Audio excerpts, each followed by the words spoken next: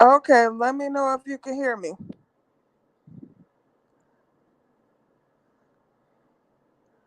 I feel like the old Verizon commercials. Can you hear me now?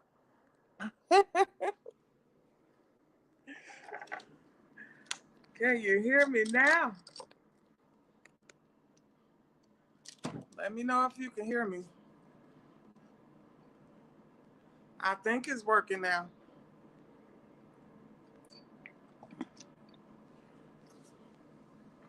See, this is why I don't like StreamYard because StreamYard don't like me to be great. It won't allow me to be great. But anyway, what's good, my Chanelli family? What's good with y'all? Um, as y'all can see from the title, I came on here to tell y'all why I quit my job last week, honey. First of all, I'm sitting here drinking on some cold, delicious ass wine, knowing damn well I need to be asleep. But it's okay because I I got a 2 hour nap earlier, so it's all good.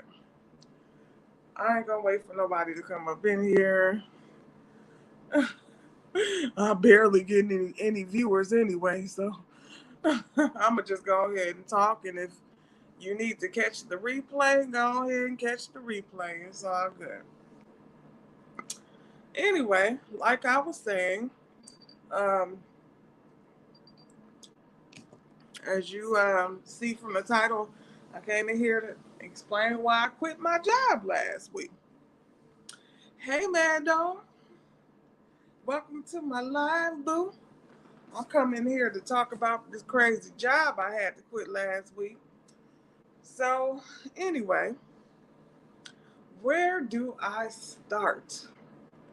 I mean, this job been stressing me out for a while. I've been on the looking for another job for a minute. So anyway, um, I started this job May of 2022. And I actually loved the job at first. I loved it, loved it, loved it. And let me tell you why I loved it. Because at least 2 to 3 days out of the week, they used to let us work from home. I used to look forward to my work from home days, honey. Ain't got to get up extra early. Ain't got to leave the house and drive and burn gas. Uh, you know, you can work in your pajamas if you want to. Shoot, sit here and eat your breakfast while you work. Man, it was lovely. It was sweet. It was too sweet at first. Man, I used to look forward to my work from home days. But anyway, so let's fast forward to December of 2022. I don't know whose bright idea it was, but they came up with the decision to take away our work from home days. Okay, that was strike one. Me and see, I was a front desk receptionist at this job. I'm not gonna say the name of the business or anything. I ain't trying to get sued for slander or nothing. But even though everything that I'm about to say is facts, thank you, Mad Dog. I appreciate that, boo. Even though everything I'm about to say is facts, they ain't no lie. Um. Okay, so that was strike one. They took away our work from home days. Okay, strike two was fast forward to April of this year. See, let me tell you the kind of job I had. So I was a front desk receptionist for a medical clinic. And um, this clinic is they cater to, they wasn't just a clinic, but they was also like, they help people who are homeless on the streets find housing and other resources and stuff. And so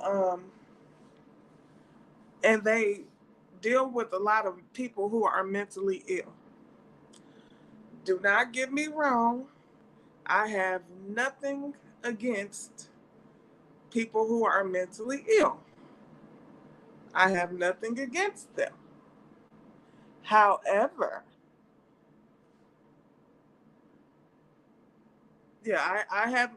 I have nothing against mentally ill people.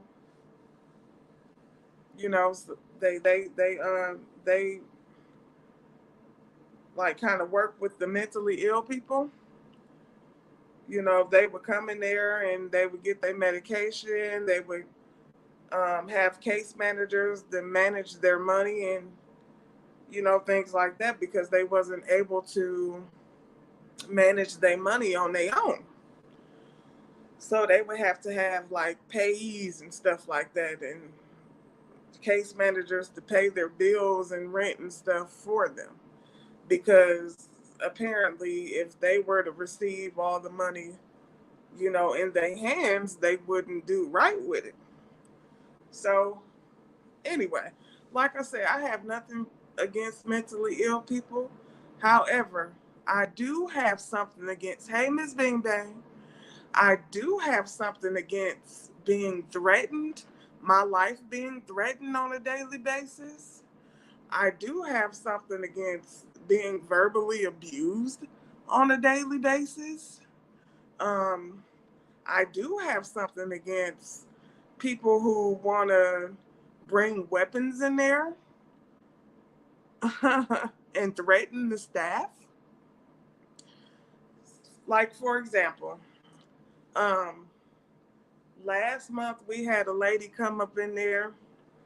She had designated days when she was supposed to come pick up her money, but she would demand her money outside of the days that she's supposed to get her money.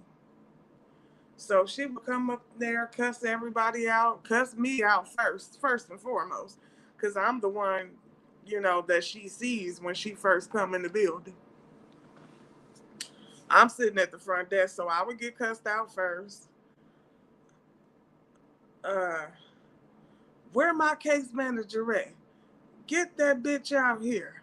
I need my motherfucking money right now. Bitch, you taking too long. Just verbally abused. Um, so last month, she took it upon herself to bring a box cutter to my job. And she threatened the staff, me and the rest of the staff, security. She threatened everybody with this box cutter. Other people who were sitting in the lobby waiting to see their case managers or their psychiatrists. And we had to call the police on her. As a matter of fact, we had to call the police on her about 3-4 times because she would refuse to leave. She would keep it real. She would keep it real. She would tell us, like, look, I'm on drugs. I'm taking drugs. If y'all don't give me my money, my drug dealers is gonna probably do something to me. So I need y'all to give me some money today. And all this and that. And she would come up in there sometimes and she would have like different guys with her. She would say that that's her nephew, her family member, but I know better. Those would be her dope dealers.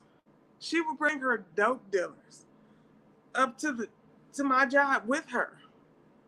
And they waiting on her. That she probably owe them money and all this and that. Ain't no telling if they got weapons on them or not. So that was crazy to have to deal with.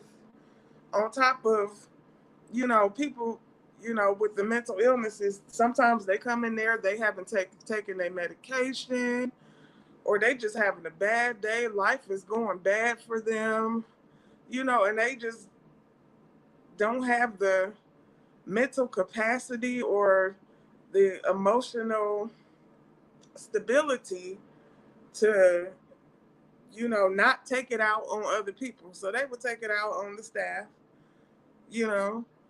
And mind you, when I first started working there, the doors were not open to the public. The doors did not become open to the public till April. So in April, they opened the doors to the public, which means anybody from off the streets, anybody who has a case manager there can walk in at any time.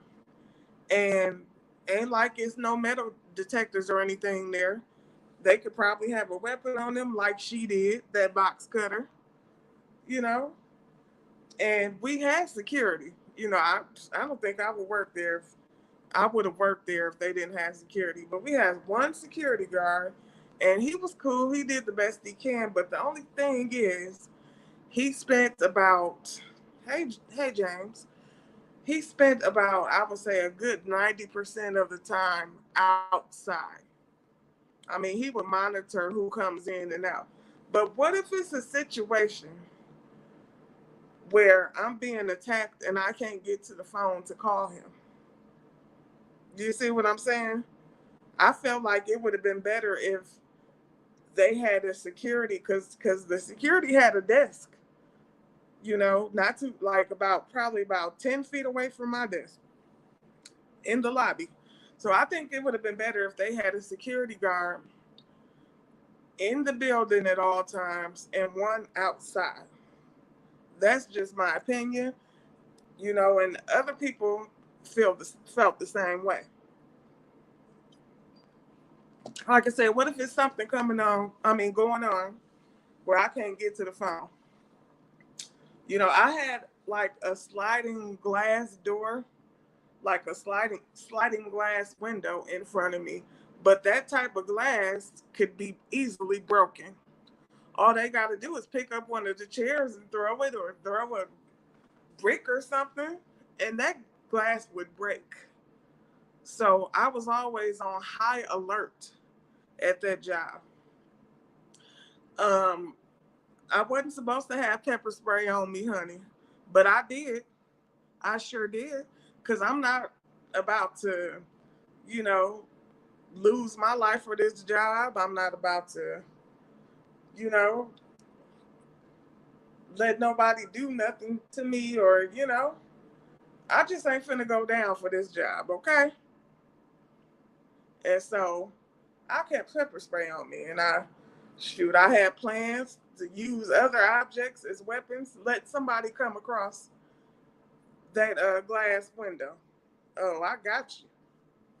Pepper spray. You gonna catch a stapler upside your head or something. I'm gonna defend myself. You know what I'm saying? And so, yeah. And so, um, what else? Um, oh, let me tell you about the damn case managers.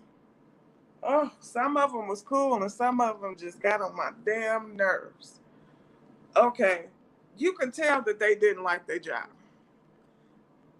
Um, it was my job, for like when their clients come, it's my job to call their extension and let them know, okay, such and such has arrived here in the lobby. They're here to see you. Most of the time I would call their extension, they would not answer the phone, honey. They would not answer the phone. It was very much giving like they didn't like their job. They didn't really want to deal with their clients. They just here to make a check or whatever. And I'm thinking to myself, shoot, well, then you need to find another profession or something. But then, you know, after I called the extension, you know, people sitting up, standing over me, getting attitudes. Why the fuck she ain't answer the phone? Or why the fuck he ain't answering the phone? I gotta go. I got things to do and this and that. I need my money. And, I would catch a lot of backlash, for them not answering phones. I would call their cell phones, they wouldn't answer. Um, and I'm sitting up here at this front desk, I'm catching all the backlash. People acting like I can't make these people answer the phone. And so my last resort, I would send them an email, like telling them their client is here to see them. And then all of a sudden, most of the time, I would get an email back and say, and with them saying that, okay, I'll be up there I'll be up there in a couple minutes. And I'm thinking to myself, like, really? I just called your extension 2, 3 times. I just called your cell phone. You didn't answer. So now I'm sending you this email. Now you're responding to the email? That is very much giving you don't like your job. It's very much giving you just dodging phone calls on purpose because you don't want to deal with your clients. And I got to catch the backlash. I swear. It was stressful. It got to the point where I would call in at least twice a month. I would call in at least twice a month, and I didn't care because I was burnt out. It was mentally and emotionally draining. You know, I was like checking out. I was checking out of that job. I will be on the computer every day, Indeed.com, Craigslist, or whatever, looking for jobs, looking for a way out. And yeah, it was just really stressful. And I remember when they first opened the doors to the public, I called my supervisor down, and she came to the office to speak with me. And I voiced to her that I had safety concerns. I told her, everything I was feeling. And do you know what her response was to me? That's when I knew I had to get the hell up out of there. She said to me, well, you knew that you were going to be dealing with mentally ill clients when you applied for the job here. I said, oh, okay. I didn't argue with her or nothing. I just said, okay, thank you very much for your time. She went up to her office, and I got right on their computers, and I started applying for jobs on their computers. Sure did. Because, yes, that's true. I did know that I was going to be working with people who were with mental illnesses and stuff. However, when I first started, those doors were not open to the public. Those doors was not open to the public. It was by appointment only. I would let the security would let me know who's at the door. I would let the case manager know their clients is here, and the case managers would go meet the clients outside or even bring them in if they had to. So, supervisor didn't give a damn. She's upstairs in a locked office. If anything happens, I'm going to be the first person to catch it. And she's upstairs all locked away safe. She just didn't care. And so I knew at that moment that I had to start looking for other jobs. And to make a long story short, honey, I found me another job. I started my new job Tuesday. I sure did. And guess what? It's about $1.50 less than what I was making at the job that I left. But guess what? I don't give a damn. I don't give a damn. I will take a pay cut for my peace. I will take a pay cut, just so I can feel safe in a safer environment. So it's all good. I did what I had to do. I got up out of there. I put in my 2 weeks notice, but guess what? I sure didn't last 2 weeks. Shh. I gave them about 1 week. So now I'm at a new job. It's a physical therapy company. It's only about 6-7 minutes away from where I live. So I ain't got to drive that far. It's all good. Yes. I most definitely couldn't leave one job and before I find another one because I ain't got it like that. I got rent, high rent, and bills to pay, you know, and it's only me. I ain't got no roommate. I ain't got no man. Shoot, it's just me. I'm the only one I got to depend on myself. And so, yeah, soon as I went on that interview, they called me the next day, and I was so happy. I was so happy. I immediately put in my 2 weeks notice, even though I didn't last 2 weeks. But like I said, it's $1.50 less than what I was making, but I don't care. I'll take a pay cut for a peace of mind. You know, you know how they say money ain't everything. Shoot, it sure ain't. When it comes to your livelihood, when it comes to your peace, and you know. So that's pretty much the story of why I quit my job last week. I had to get the hell up on out of there. Shoot. Mm-mm. I would never go back either. Under no circumstances, I wouldn't go back to that. No, it was too stressful, and I had to go, basically. So anyway, y'all, that's the story time. I'm sorry it took so long. I just be working and I be so like tired and stuff. My ass needs to be asleep right now. I really do because I gotta get up early. Like, why today can't be Friday? Shoot, I want to jam with my Chanellies. Y'all know how I do. Mm-hmm. Right. All money ain't good money. You said it. You took the words right from my brain. Yes, honey. All money ain't good money. I had to get the hell on up out of there.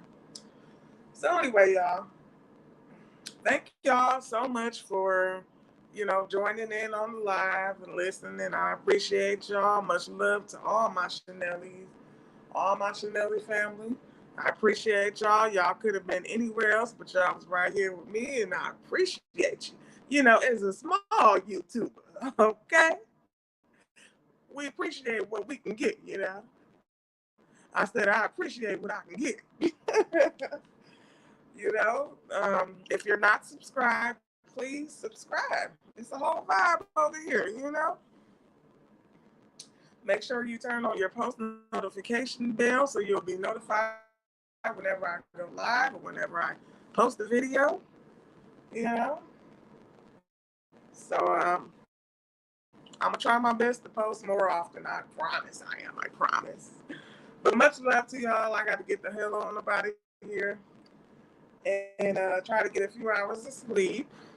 Um, if I don't go live tomorrow, I will go live Saturday for sure.